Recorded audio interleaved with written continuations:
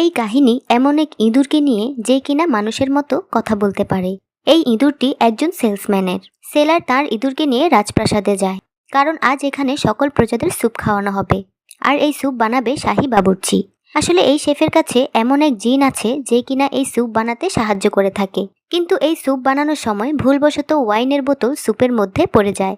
আর soup test করার সময় মনে হয় আজ পর্যন্ত এই স্যুপ সবচেয়ে সেরা স্যুপ হয়েছে। সেলারের কথা বলা ইঁদুর, যার নাম রসকিউরো, ও এই সবকিছু দেখতে পায়। এবার এই স্যুপ রাজা ও রানীকে দেওয়া হয়। রানী স্যুপ খেতে নিলে সেলারের ইঁদুর রানীর স্যুপের বাটিতে পড়ে যায়। রানী হঠাৎ ইঁদুরকে দেখে হার্ট অ্যাটাক করে মারা যায়। রানীর মৃত্যুতে সকল প্রজারা ভয় পেয়ে যায়। রাজা অনেক রেগে গিয়ে সিপাহীদের আদেশ করে এই ইঁদুরটিকে মেরে ফেলার জন্য।